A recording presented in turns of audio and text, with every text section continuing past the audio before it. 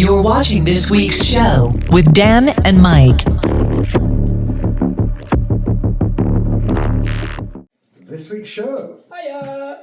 We are back with an album club I think that we're both really excited for. It's been a good month for releases this month. Independently of you choosing your album for album club, I was actually listening to it only a couple of days back. Were you going to try and shoehorn it in and go like, oh, maybe I could do this one? No, I am so genuinely excited for mine, but I have a lot of love for yours as well. So I was checking out one of the songs in particular, which I think you'll probably mention. Yes.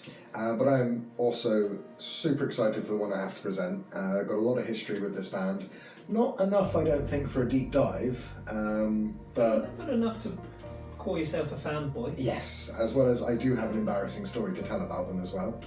And then I absolutely love the classic, because I won this week.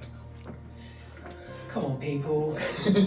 Voting's up on Facebook and it was in the stories as well. All you have to do is hit the... Well, now it does mean that we've all won one now, because you had Five Finger. I do. Well, actually, Four Fingers and a Thumb, but... It's still a death punch. It is. Then we had the Suburban Legends from our manager. And now I've won one of my favourite metalcore albums, but we'll get to that in a bit. It is good. It's so good. We both nice to reminisce. I mean, about 2006. I had strong nostalgia whilst I was listening to it. Like, memories were coming back to me, especially on the deep cuts, which I listen to less. I still listen to the main songs off of it, but we'll get to that in a bit. We've got to work out who's presenting their album first. You are.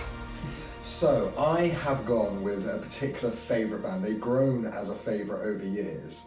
I went with Memphis Mayfire and their recently released Shapeshifter album. It was being teased from like October onwards. Yes. It's only just come out in the last couple of weeks. I believe the first track that we got introduced to via the show was Chaotic.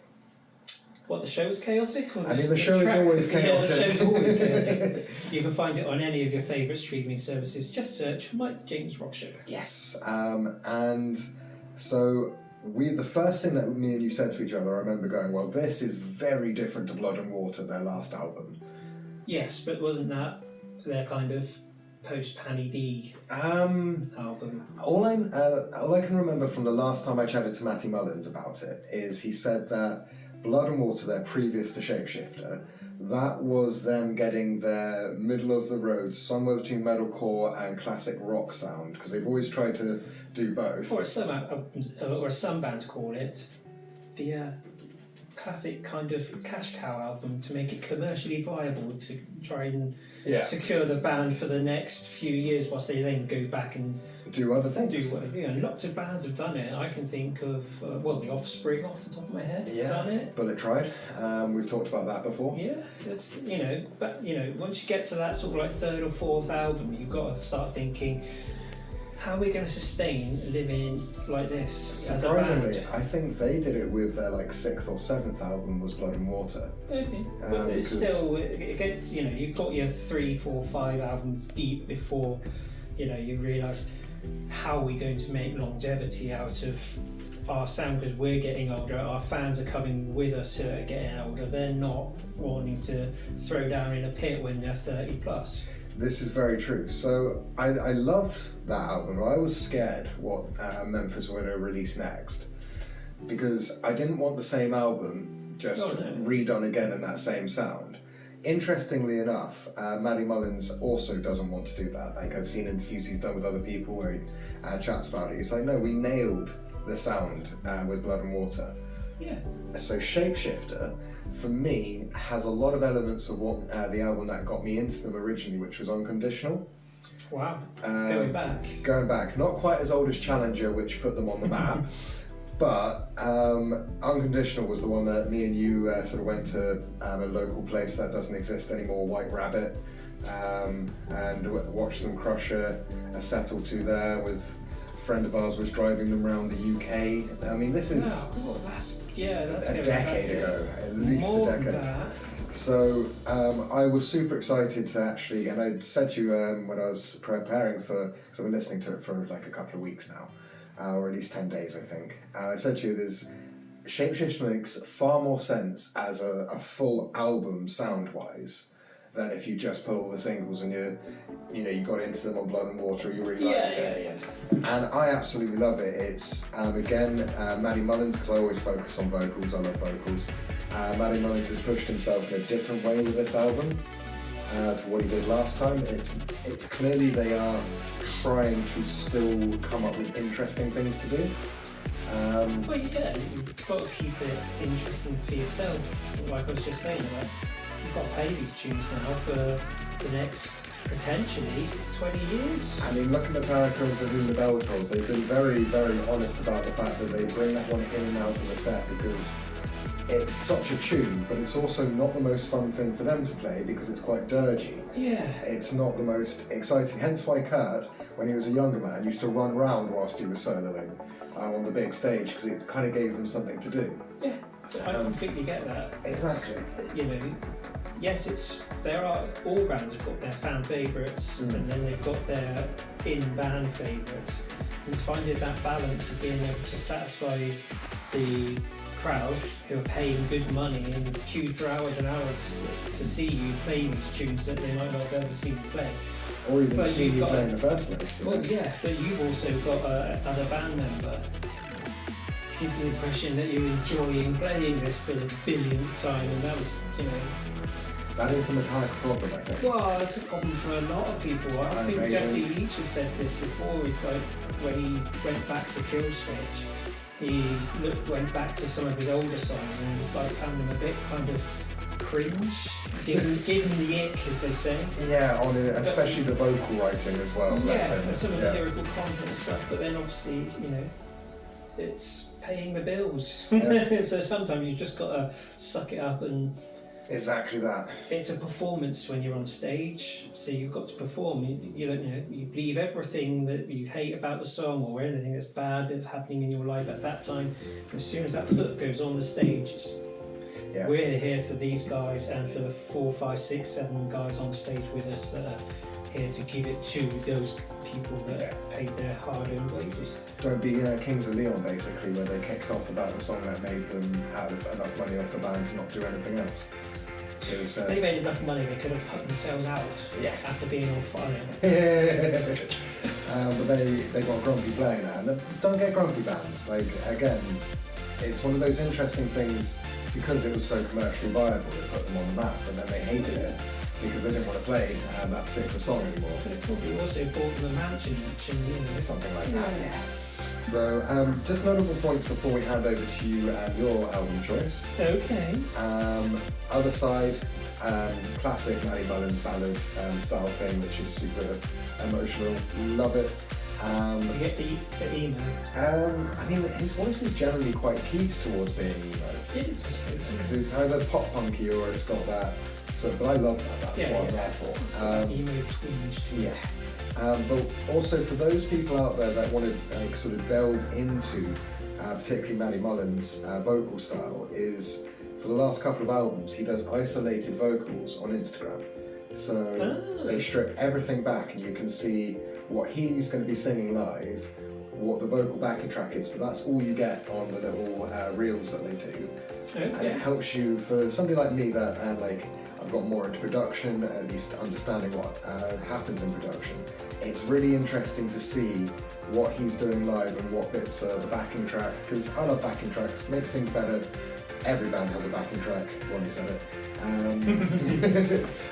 But it was also really interesting to hear what he's going to be doing live against that sort of sound, so that you understand what the point of still doing a live performance with something that is heavily produced like it. Yeah.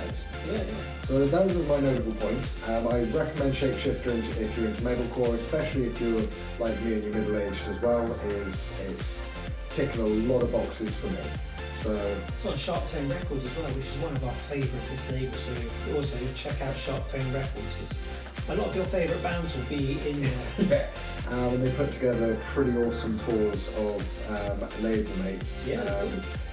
But also, I do believe that Memphis Make Up the Fire came out of the Sumerian early days as well. Oh, okay. Because they've done work with Asking, they've worked with Icy Stars, I think. Definitely Sleeping with Sirens. So it's all part of that little click, yeah. that came off the back of Asking's success, and that I love Sumerian for making Asking successful and then using all that money to try and make as many other bands successful as possible. Ash is he's a bit of a genius when it comes to business, by the sounds of it, because he's works with movies and all sorts. And does an awful lot. And he's unapologetic about the way that he is, but you need to listen to Asking doing a podcast to hear how unapologetic Ash is about who he is, but that's...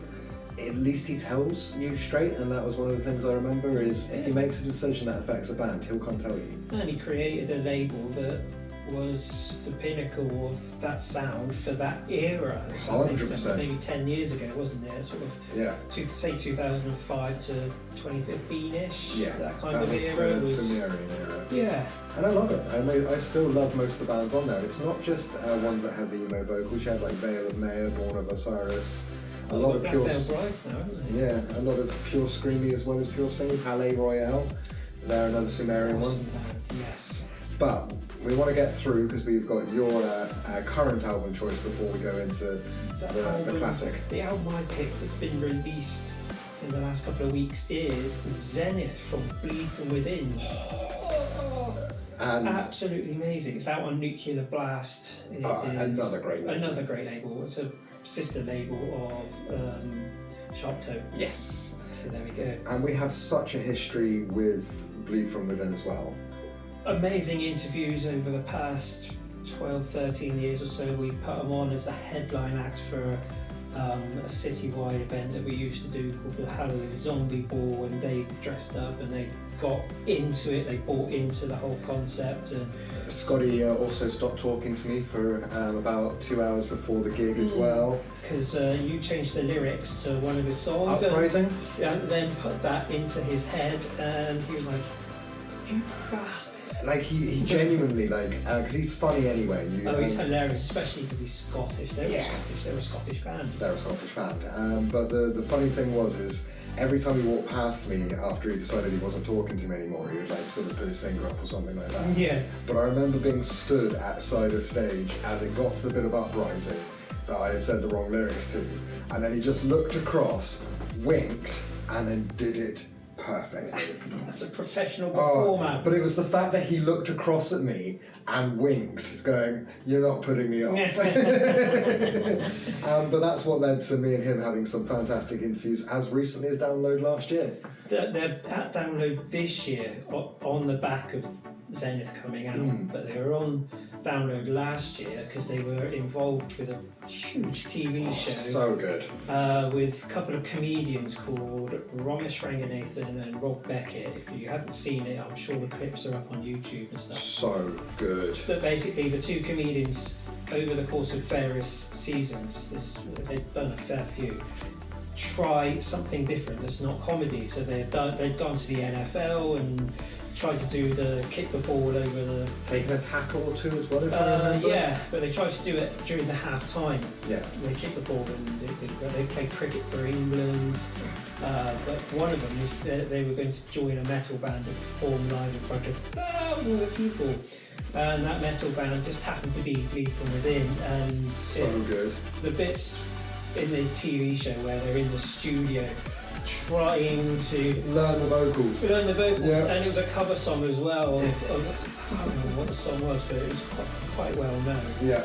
And Ramesh did better because he apparently used to be in a band. So he'd actually vocalise. Yeah, he knew how to do some vocals, but it was... Rob Beckett is the funniest guy trying to learn how to scream metal vocals, genuinely. But giving their due, when it was time to do that song on the second stage at Download last year, it was absolutely packed. Everyone knew that they were there because it'd been all over social saying, "Oh, you're going to be on camera if you're going to see From Within, it'll be on national TV, blah blah blah," and they gave it, And fortunately, the wall of sound probably covered any not so great bits, but also anybody that wasn't there, you've got to understand that metalheads are just so accepting. Yeah. And we had a couple of comments, obviously, there's into the genre of politics. Obviously. But if we get somebody like Ramesh Ranganathan or Rob Beckett coming over and trying to give it a good go, then support is just there. They did, and we got to chat to them both. Yeah. Well, the band, you interviewed Scotty, and we chatted on and off over the course of the weekend after they performed, because they just stayed around to absorb what metal was all about, and it's the biggest event in the UK, so it made kind of sense. And we were like, so how was it? It's like, oh yeah, I really enjoyed it, and that kind of thing. It's like, yeah, mate. And then as the weekend went on, you're asking the same question, because it's like, it's had more time to sink in, and they were like, yeah, actually, this has been a blast all weekend. Everyone's so positive, and everyone's full of love, and there's like, it's angry, aggressive music, but everyone are just sweethearts. And it's like, that's metalheads for you. We almost had a full amount of contestants for a Passmaster turn up, because Frank Skinner was also there. Was that this year? Last year, sorry, or was it the year before? No, it was last year, because I was walking past the newly placed guest camping that we stayed in. Yes. And you remember I said, like, I think I've seen Frank Skinner, but there's no chance I actually have. And then we were in the press area the next day, and he was like, no, you did. He stood right there. And I went up to him, like, just to say hey, and I do the usual take a selfie. And I was like, I actually saw you yesterday. I was like, and I did a double take, because I was like, I just couldn't believe it. He was like, wait, he's like, and name the place. I was like, yeah. He's like, thank you for not interrupting me with my son as I was trying to get him set up. I was like, oh, that's cool. Of course, like, I ask people for selfies in a press area, because that feels like the appropriate place to do it. For us, it's the place to do it. Yeah. Whereas, you know, if you go and watch a band and you see, say, one of your favourite members of Bullet for My Valentine, and you just saunter on next to him and just go, look who's behind me, and then him and his missus who are like, lovely, and just having watching a band and enjoying a hot dog or a drink or whatever, they just kind of like, that guy is up. So, Padge, again, I am sorry, but do you remember that and we actually caught him like 2 years later, and he was stood a similar distance, and this time I wasn't the reason that they left. But as he turned around, he literally looked at me full in the face, recognised me. So I just did a little hello like that, and I got like the thank you wink. I did redemption arc that one. But no, I did make Padge from Bullet for My Valentine leave Downloads Arena because he got recognised by me, and I took this. And the thing is, he's such a professional. He took the good selfie with me to make sure a fan got the selfie, but then I felt so bad afterwards because he literally immediately left, realising that the anonymity, I can never say that word, was gone. So... yeah. But anyway, back to Bleed From Within. Yeah, Zenith. The actual album itself is a much bigger sound. There are operatics on it, kind of as intros, but then some operatics in it as well, like which I love. Both male and female operatics. Yeah. Which I don't think Scotty did himself. But he may have done. He may have done. He did say that he was doing some interesting stuff on it last year. Yeah, there's a good track called Immortal Desire, which has got operatics on it, but it also features Brandella from Mastodon. Yes. Which is awesome. There's a track that they've done with Silosis, another amazing British band. And is that because they sometimes share drummer? I think it was all part and parcel. Silosis have a very close working relationship, because I do believe I've seen Ali. do double duty for both. I think you might be right. Yeah. There's the tune that I know you like, but because it's got an awesome breakdown in it. Best breakdown I've heard since. With bagpipes, and I've been very public that I hate bagpipes, just in general. There are only two, but now, there was only two reasons before this tune that you can have bagpipes. One of them was a track by Orbital, who are a rave outfit from back in the day.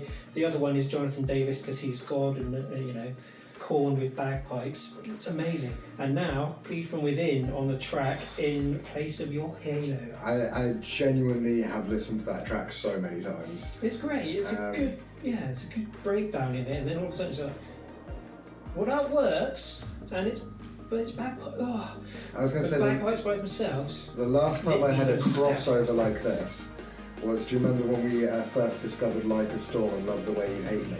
And it goes into the didgeridoo breakdown. That felt like, because they're New Zealanders, I Like a Storm, and it just felt like, and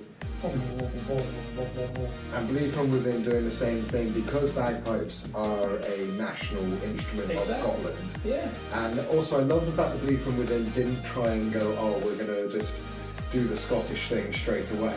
They've waited long enough so that everybody's interested in them, they follow them, and then they're showing people where they come from with ways like that. And I think that you should never be ashamed of where you come from. Just don't go to war with anybody else if they're not from the same place. You know, that's my kind of feeling. Yeah, there's a lot of bands that, like Alien Weaponry. Yes. They sing a lot about Maori culture and stuff. The Who. The Who? The Who. Oh, The Who. H.U. Yeah. Their whole sound is based on the vocal style of their country, Mongolian folk singing. What about Bloodywood? I mean, got the full tabalas and the Indian drums. And their live stage show is insane because everybody is actually playing those instruments live. In traditional dress, a lot of them as well. Or like the head thing, and or like doing the crossover, which I love, where it's half metal, half traditional Indian dress. Karen, the main sort of songwriter and guitarist, he got that so down. We actually talk about it in a previous interview, and he was saying that all I need to do is jump on Indian Amazon and I'll be able to find his outfit. And I was like, amazing. I think I did ask him in the interview, I was like, but are people going to think that I'm trying to appropriate? Yeah. And he was like, maybe leave it, you are very white. Because I am very white, people, we know this. And then of course, Rammstein.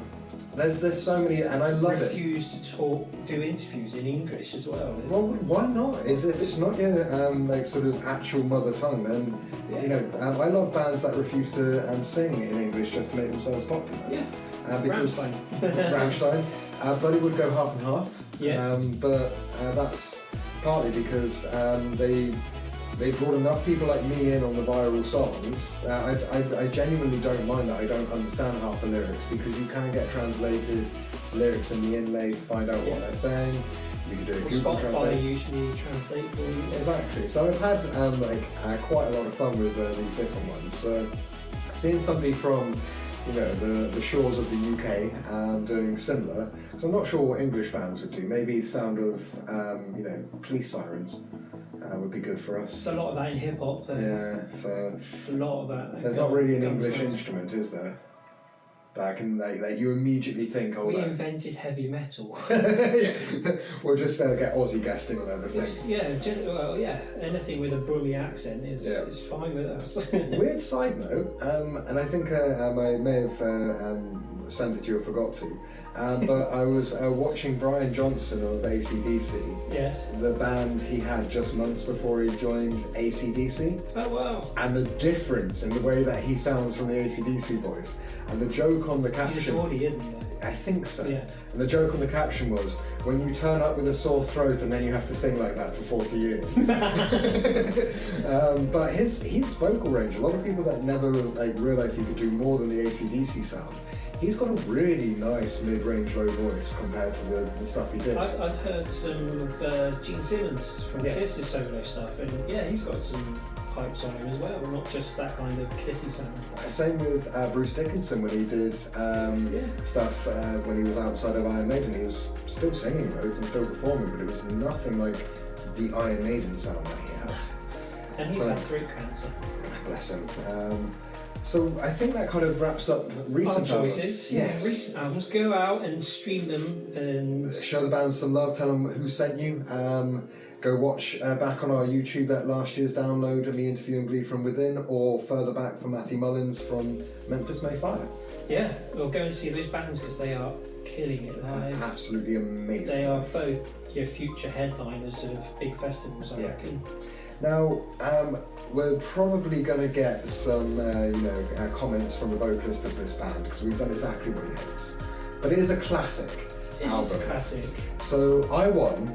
And my choice that I put forward was All That Remains. Up against Papa Roach, Fear. And Avril Lavigne. So it was a hard poll this time. It was balanced. Very balanced. But we've got The Fall of Ideals, the album because it was their third album, I believe, but it's the one that put them on the map.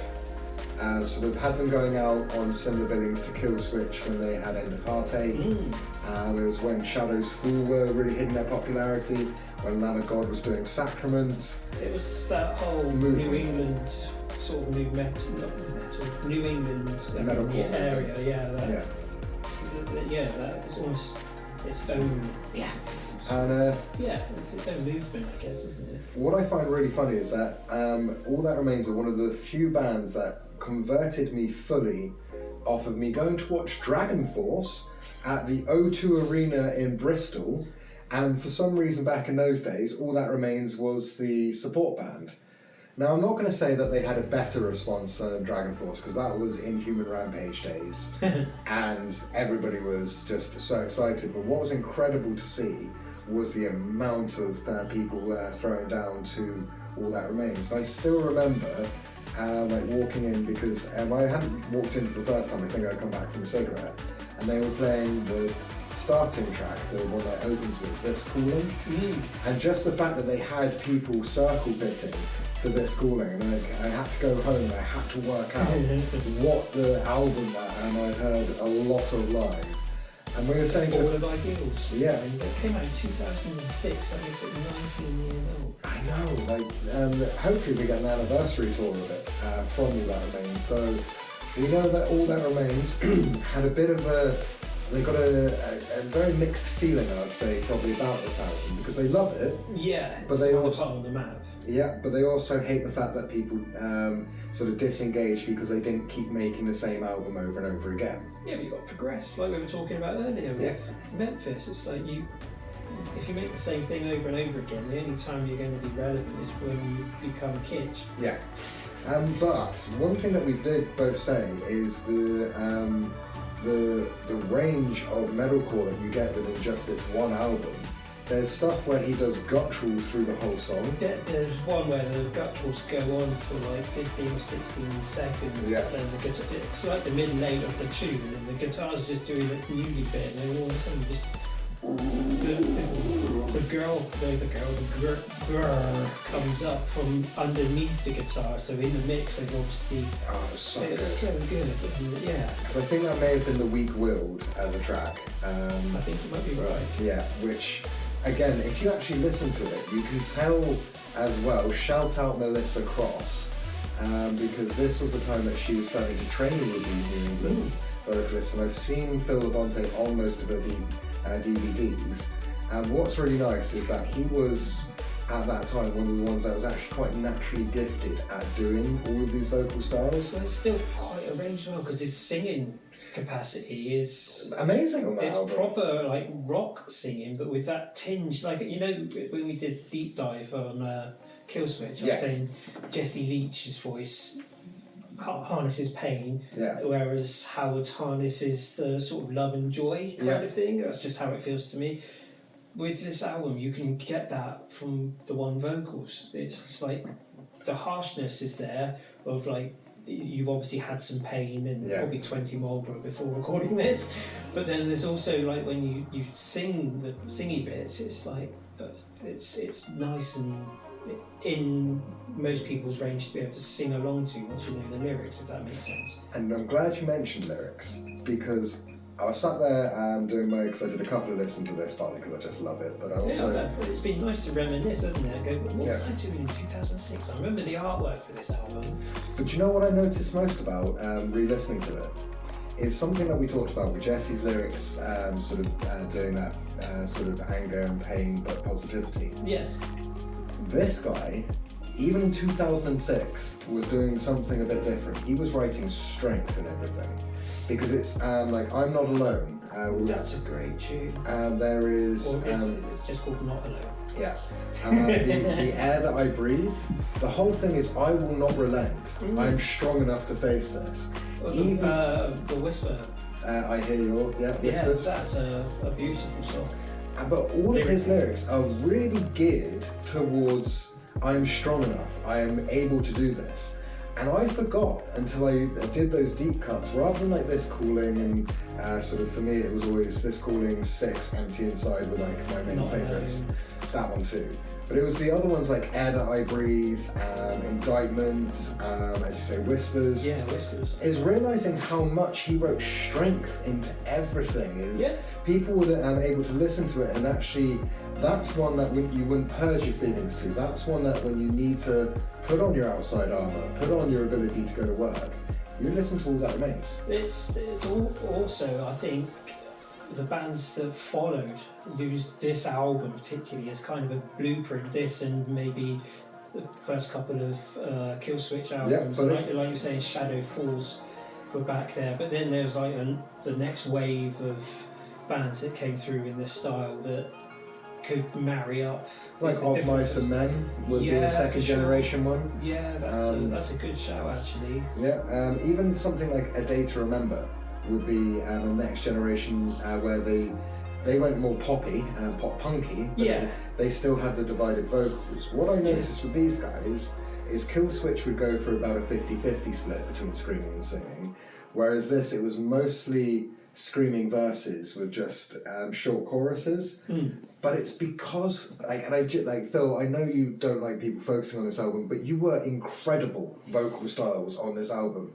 Like, sat there listening to it, it's like, I could see when Sebastian got his, I need to be able to do everything feeling. Oh, from Bad Omens, yeah. Because for sure. This album could definitely be direct lines to something Bad like Omens, and because it's so he does the gutturals done properly with the enunciation. He does the fry vocals up into the highs, and I also remember, and I'm gonna call it that All That Remains were one of the ones that set this as a thing to happen, is everybody focuses on Linkin Park Giving Up with the 17-second long scream because it's amazing. It is. But on this album, The Fall of Ideals, there is a guttural that goes that long. as well as his fries, just the start of the entire album, the first bit is that you get a breath in, and then and it goes on for so long, and it I swear it was to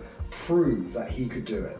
Yeah. And I love it because even throughout the whole album, I was just like, this is just nuts. I can't believe that he's done so much that. And I remember me and a friend of ours, and that's in a band, Ray. Big up Ray. And you know how his vocal talents were. I remember being in his garage when we could barely do any vocals, seeing how long we could last with Phil Labonte on things like This Calling, just to see whether or not we could actually do a fry vocal for that long. Like I was saying, Blueprint. So, but I do recommend listening, if you like his voice and you like the style, is you're on for a journey after The Fall of Ideals, through the rest of their work, on some really, really good music. There is some really good music on the following albums, but for me, this is their. If someone said All That Remains, what album? This is the quintessential one. I'll push people to is listen to this one first. If you like it, go and have a deep dive, discover the rest of their discography. But a bit of an interesting one is that some of the later ones, I'd say that if you're a Five Finger Death Punch fan, looking for similar stuff to Five Finger, don't forget when Ivan was having his very public troubles, and this is why I love the industry, is it was Phil Labonte and Tommy Vexed that did Covering Duty to make sure that they didn't lose money, that there was money to support Ivan.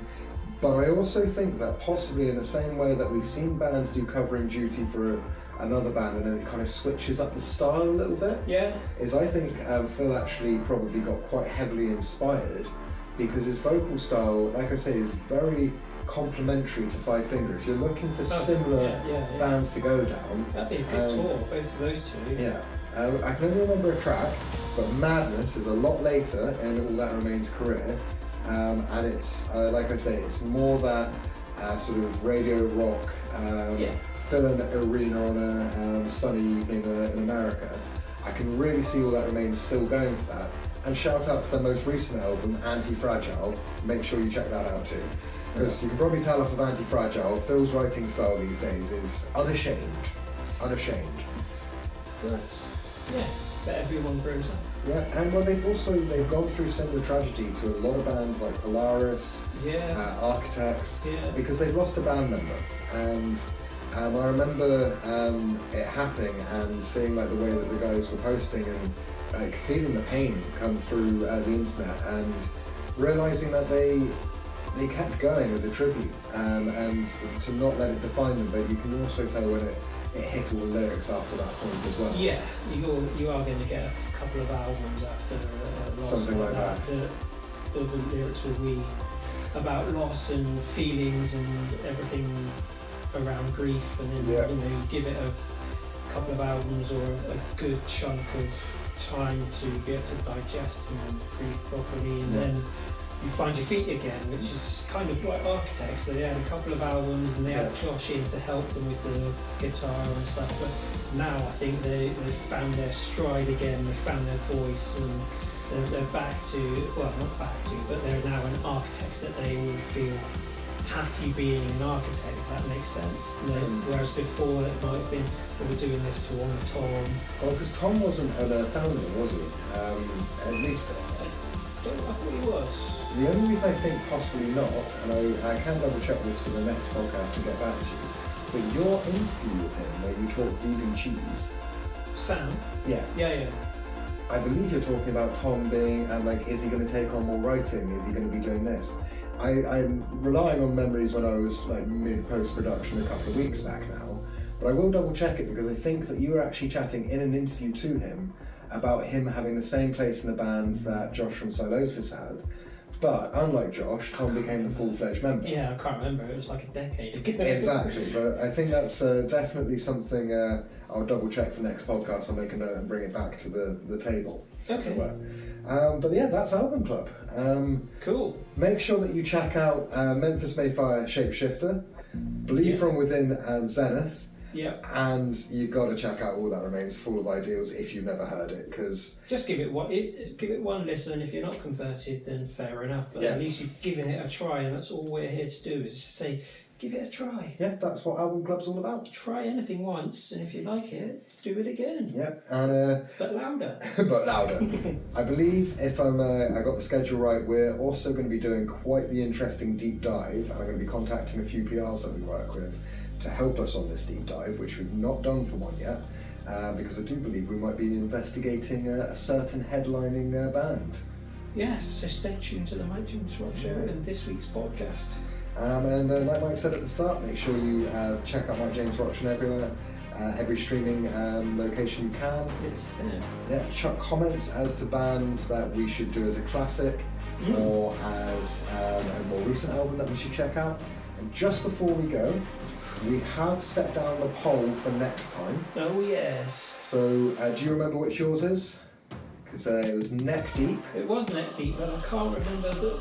But not that I got a note down there, but it's Life's Not Out to Get You. That was it. Come on, you deep fans. I've gone with one of my favourite album by a particular band, again just presenting it, because it's now old enough that you can. I've got A Day to Remember with Common Courtesy. Not everybody's favourite, but my favourite. So that's it. And then we've got another one as well. We've got the manager choice. She's behaving herself because of what happened when Mike turned heel. Still like it. Yeah, well, you never know. You might have to do Digital Renegade by IC Stars. Yeah, but I don't have a problem with that. I don't know if it's a love or hate album though, because it's the last one before they did their mature sound. I like Dicey Stars, so if it wins, I'll give it a listen, and if I don't like it, I'm of that age now where I'll just speak from the heart and tell my truth. And I'm going to get smacked over the head with either that or the title belt that's down here as he gets fully into being a heel again. Either that or, WrestleMania would have happened by then. Ooh, yes! Very excited for WrestleMania. Let us know who you think is going. Now they've released all the title cards, let us know who you think is going to end up winning at WrestleMania. Because we might do a little something extra about that, because we've converted this man of sorts to recent WWE things. It won't be John Cena. Are you calling that? I am. I'm calling that John Cena is going to win, and so is Jey Uso. I think it won't be John Cena because his contract doesn't end just yet. Oh no, because I reckon he's going to do it, and then a little fan theory. He was on Raw. Little fan theory I'll put out there. Jack, this one's for you. Is John Cena wins at WrestleMania, and then it's Randy Orton. Now he's like the coach and like the nice guy, the dad of the locker room. I reckon that they're going to use the storyline to do that. He's the only one that has the longevity, the career stats, and everything like that, and he's going to go after taking the title off of John Cena, so he can't leave the company with it. I've got another one. If John Cena does win, I think Stone Cold will take it off him. These things are actually possible under Triple H though, and he did wrestle Kevin Owens. Shout out, love to Kevin Owens. It's not storyline. That boy's career is at risk due to neck injury, so make sure that you either send him a nice tweet or send some love out into the ether. But Stone Cold only wrestled him a couple of years ago in one of the most brutal matches at WrestleMania, so he could come back and John Cena versus Stone Cold, that'd be amazing. John Cena versus this era of Randy Orton, it's both are quite happy to happen. So we might dedicate our catch-up podcast to include a little bit of WrestleMania stuff for all our wrestling fans out there as well. Yeet! Yeet! We're done. So, Album Club is done. Thank you to everyone that made sure that I got my classic in on Album Club. Also, we've just told you which ones are there. We will have the voting going up on our social media closer to the next episode. Make sure that you vote for mine. And so, a little bit of an update. We are going to take a week off. This studio is going. I am in my private life, moving house, which means that the studio that's set up in my spare room is going to be moved to a new one. And I just wanted to do something that we talk about a lot on the podcast is look after my own mental health. It's too much for me at the grand old age I am, nearly 40, to try and do an entire house move and get a podcast of the quality that we like to try and give you guys out in 1 week. So it's going to be 2 weeks before the next one, and then we're going to probably be able to do everything WrestleMania that we talked about. Like I say, let us know in the comments who you think's going to win, and all the match cards are up. I'm really looking forward to it. I think that this is such a different WrestleMania to last year as well. So it's going to be super fun to sit down. I tend to not do it at 1 o'clock in the morning in the UK. I'll be saving up both and watching them back to back like a complete and utter nerd, basically. So make sure that you tune in a couple of weeks' time for our next podcast.